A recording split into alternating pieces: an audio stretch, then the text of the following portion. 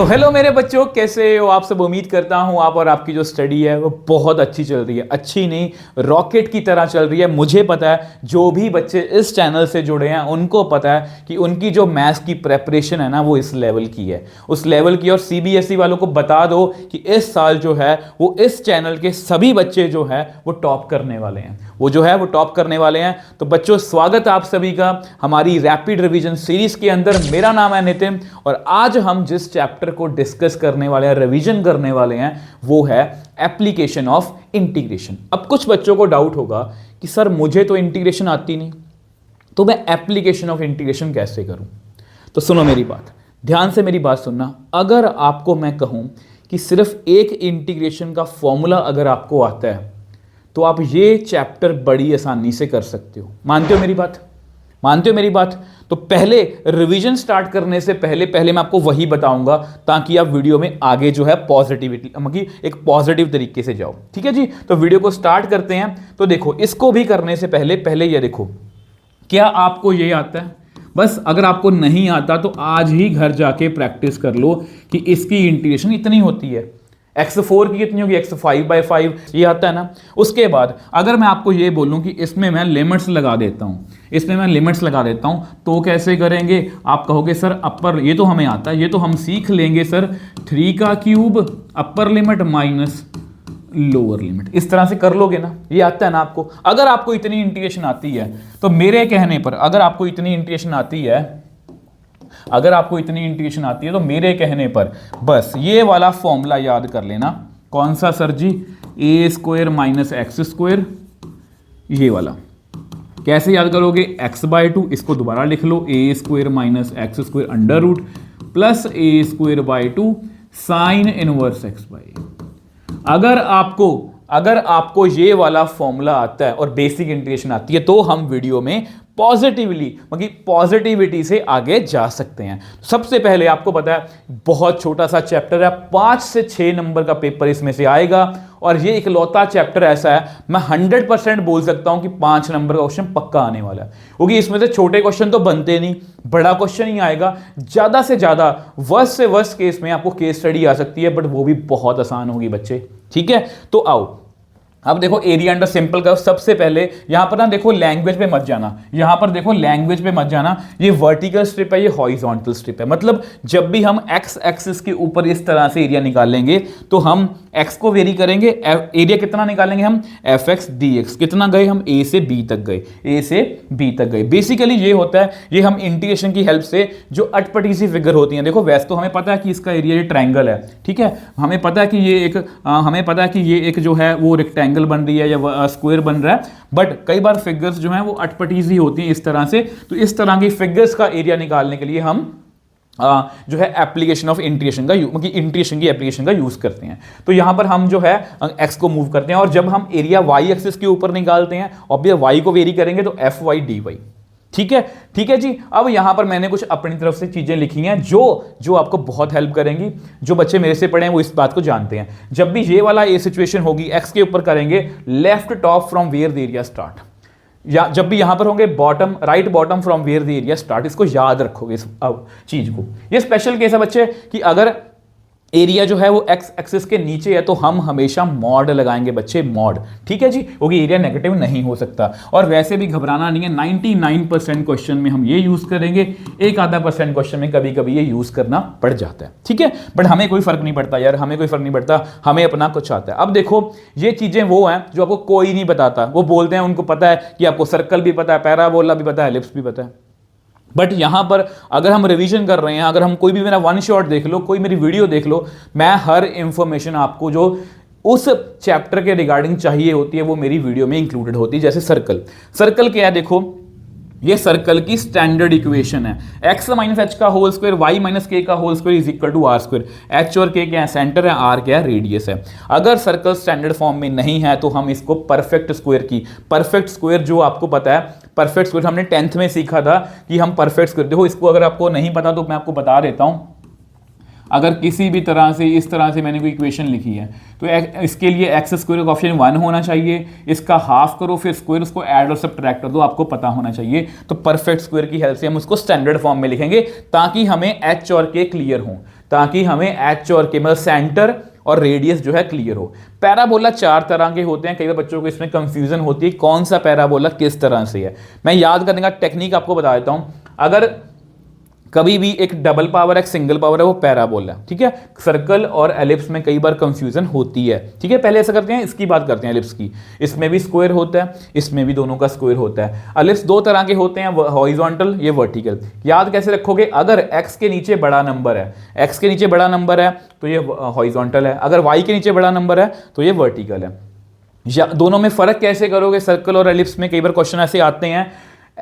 X square, अगर ये situation लिखी है, मान लो 4x square plus 4y square is equal to 36, तो ये हमें पता है कि एक्स स्क्वायर और वाई स्क्वायर कॉफिशिएंट बराबर है, तो ये बेसिकली दिखा है सर्कल है। अगर ये अलग अलग है, मान लो इस तरह से लिखा हुआ है, तो ये एलिप्स है, ये याद रखोगे, ठीक है जी। पैराबोला की बात करते हैं। यहां पर एक डबल पावर में होता है एक सिंगल पावर में। देखो यहां पर y डबल पावर है मतलब y स्क्वायर है, y का एक आंसर प्लस होगा एक माइनस होगा, y यहां पर नेगेटिव होता है यहां प्लस होता है, तो पैराबोला जो है कुछ इस तरह से बना होगा। अगर माइनस है तो इस तरह से बना होगा। सेम यहां पर x की डबल वैल्यू है, यहां पर x नेगेटिव है, यहां पॉजिटिव है, तो पैराबोला इस तरह से बना होगा। माइनस है तो डाउनवर्ड बना होगा। ये बात क्लियर है। बट ये जरूरी नहीं है कि पैराबोला हमेशा स्टैंडर्ड फॉर्म है। ध्यान से देखो, स्टैंडर्ड फॉर्म मतलब कि यहाँ से मेरा वर्टेक्स जो है मेरा पैराबोला हमेशा ओरिजिन से पास कर रहा है। बट आपकी बुक में कुछ क्वेश्चन या पेपर में ऐसे क्वेश्चंस भी आए हुए हैं कि पैराबोला जो है, देखो अगर मैं इसको लिखूं, सॉरी ये लिखूं, अब आपको पता है कि ये है तो पैराबोला, क्योंकि एक सिंगल पावर में एक स्क्वायर में है, बट ये अजीब तरह का है क्योंकि ये ओरिजिन से पास नहीं कर रहा। आपने कैसे चेक करना है, आप x को 0 फिल कर दो, y कितना आएगा 3, तो यानी कि हमारा यहाँ पर देखो, यहाँ पर x को 0 फिल, y को 0 फिल करना, यहाँ पर करो x को 0 फिल करो, y कितना आएगा 0 ही आएगा, मतलब ये यहाँ से पास हो रहा है। अब हमारा पैराबोला जो है ऑब्वियसली बात है x स्क्वायर है, तो मतलब ये ऊपर बनेगा, तो ये ऊपर कहां पर बनेगा, यहां पर 0,3 से पास होगा, ये ओरिजिन आपका, ठीक है। इस तरह से हम डिसाइड कर सकते हैं ताकि हमें डायग्राम बनाने में दिक्कत ना आए। जैसी डायग्राम हमारी बन जाती है, आपको पता हम शेडिंग करते हैं। अब शेडिंग को भी समझा देखा जाए तो हमारी रिवीजन कंप्लीट होगी, बट मुझे आपको क्वेश्चंस के लिए कुछ सिचुएशंस देनी है। अब देखो पहली सिचुएशन ये है कि सर्कल, क्योंकि आपको पता है सर्कल का क्वेश्चन आ सकता है, एलिप्स का क्वेश्चन आ सकता है, पैराबोला का, और सबका एक दूसरे की लाइन के साथ आ सकता है, ठीक है।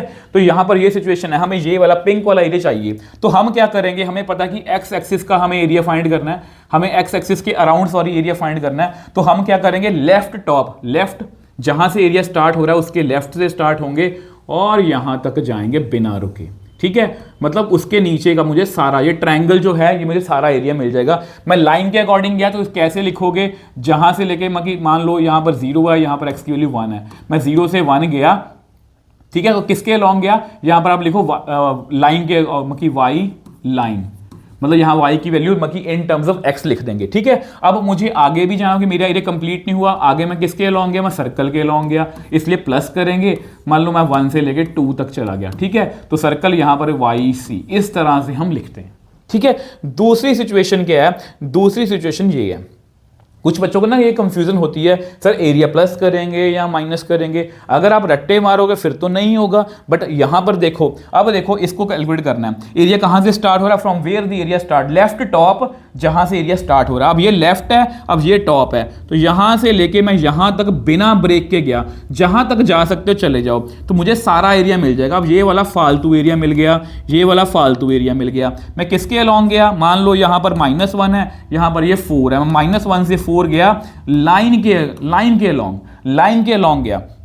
अगर ये फालतू एरिया तो फालतू एरिया को माइनस करना पड़ेगा, फिर से यहां से लेके मैं यहां तक गया, ठीक है। मान लो इसको माइनस करना पड़ेगा ना, मैं मान लो -1 से गया 0 तक, ये मैं किसके साथ गया था, ये मैं गया था पैराबोला के अलॉन्ग। अभी ये वाला एरिया माइनस कर दिया मैंने, गुड, ये भी करना माइनस, तो फिर यहां से जाओ, मैं फिर गया माइनस किया, 0 से लेके मैं 4 तक गया और फिर पैराबोला के अलॉन्ग गया। तो इस तरह से हमारा ये काम करता है, ठीक है जी। अब ये सिचुएशन जो है ये बच्चों को कई बार परेशान करती है। मान लो ये सिचुएशन आ जाए, पैराबोला और ये वाला एरिया हमें कैलकुलेट करना है। अगर आप देखो यहां पर कोई भी क्वेश्चन में, अब यहां पर मोस्टली मैंने हॉरिजॉन्टल स्ट्रिप का यूज किया है, यहां पर भी आप कर सकते हो, बट उसमें आपको माइनस वगैरह करना पड़ेगा इस तरह से। तो मैं आपको क्या कहूंगा कि यहाँ पर horizontal vertical strip, sorry horizontal strip, यहां पर मैंने वर्टिकल स्ट्रिप का यूज किया था, यहां पर आप हॉरिजॉन्टल स्ट्रिप का यूज कर लो। कैसे यूज करोगे, कैसे यूज करोगे, देखो राइट बॉटम, ये बॉटम है, ये राइट है, तो यहां से लेके यहां तक चले जाओ तो उसके नीचे का सारा एरिया मिल जाएगा बिना किसी बात के। और हम गए किसके अलोंग, हम पैराबोला के अलोंग गए, तो यहां पर आप लिख लेना x पैराबोला dy, और y जितना वेरी कर रहा होगा वो लिख लेना, ठीक है। अब कई बार क्या होगा पेपर में, कई बार पेपर में ऐसे क्वेश्चंस भी आएंगे, इस तरह से लिखे होंगे, इसको कैसे टैकल करना है। और सबसे पहले इसको पहचानो, सबसे पहले इसको लिखो, इसको कैसे लिखोगे, इसको कैसे लिखोगे, इसको लिखोगे जी x² 9 y² 4 plus is equal to 1। अब ये क्या है, एलिप्स है, एलिप्स और x के नीचे बड़ा नंबर है, तो ये एलिप्स कौन सा हुआ, ये एलिप्स कौन सा हुआ जी, ये हुआ आपका हॉरिजॉन्टल एलिप्स। सेम वे से ये क्या है, ये लाइन है, क्योंकि दोनों सिंगल पावर में है, तो ये एक लाइन है x/3 + y/2 is equal to 1। अगर आप मेरे से पढ़े हो, मैं आपको हमेशा बोलता हूं जैसे ही कर्व्स को पहचानो पॉइंट ऑफ इंटरसेक्शन निकाल लो, वो मैंने निकाल ली, और मुझे देखना कि कौन सा एरिया मुझे शेड करना है। यहां पर ये क्लियर नहीं है, यहां पर लिखा होता है कि x एक्सिस के बीच का एरिया निकाल दो, y एक्सिस तक का निकाल दो, यहां पर कुछ मेंशन नहीं है। तो यहां पर हम ट्रू फॉल्स की गेम खेल लेंगे। यहां पर ये देखो, इसको सिर्फ इसको देखना, यहां पर x और y को 0 0 फिल करो, क्या आएगा 0 < 1। ये क्या हुआ, ट्रू हुआ ना, मतलब ट्रू मतलब होता है टुवर्ड्स ओरिजिन, मतलब पैराबोला जो है वो नीचे को शेड करेगा। अब अगर लाइन की बात करें, लाइन कुछ इस तरह से है, यहां पर x और y को 0 0 फिल करो, क्या आएगा, ये आएगा, ये फॉल्स हो गया, लाइन जो है अवे शेड कर रही है, तो कॉमन रीजन ये वाला आ गया इसके बीच का, ठीक है। तो इस तरह से हमें क्वेश्चंस को सॉल्व करना है। आई होप इस वीडियो से आपको बहुत हेल्प मिली है, बहुत कॉन्फिडेंस मिला है। बाकी हमारी 13 डेज 13 चैप्टर सीरीज चल रही है, उस पर मैंने हर एक चैप्टर के 50 से 60 क्वेश्चन करवाए हैं डिपेंडिंग अपॉन चैप्टर। आपको बहुत हेल्प मिलने वाली है, 3 से 4 घंटे की वीडियो रहने वाली है वो, बट उसमें आपको 50 से 60 क्वेश्चन अलग अलग तरह के मिल जाएंगे। और अगर आप PYQs प्रैक्टिस करना चाहते हो तो उसके लिए हमारी डेली लाइव क्लासेस चल रही हैं। बस आप जो है मेरे साथ डट के, मतलब कि लगे रहो। अगर आपको मैथ्स में टॉप ना करवा के छोड़ना तो मैं अपना पढ़ाना छोड़ दूंगा, बट मैं आपको टॉप करवा के छोड़ूंगा। तो मिलते हैं ऐसे ही किसी नेक्स्ट वीडियो में। Bye bye toppers.